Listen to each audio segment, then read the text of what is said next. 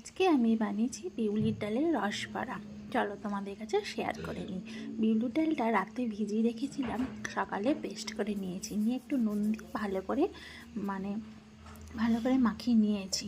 ভালো করে মাখিয়ে নিয়ে এত সুন্দর করে মাখাতে হবে যাতে জিনিসটা নরম হয়ে যায়। দেখো নরম হয়ে গেছে। এবার কড়াইয়ে তেল বসিয়ে দিয়েছি।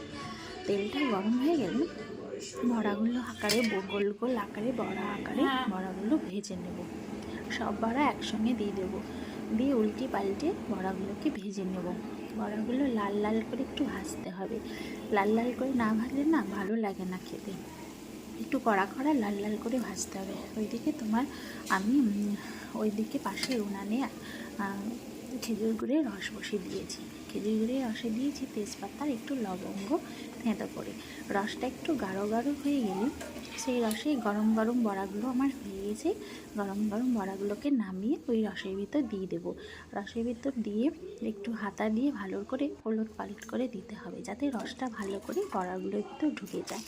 দিয়ে কিছুক্ষণ ঢাকা দিয়ে রেখে দেবো।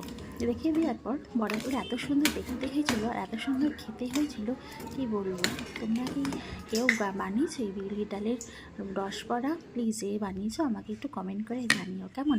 আর আমার এই রেসিপিটা তোমাদের কাছে কেমন লাগলো সেটাও কিন্তু জানাতে ভুলো না। জানিও তোমরা কে কে ভালোবাসো গো বিউলির ডালের রসবড়া।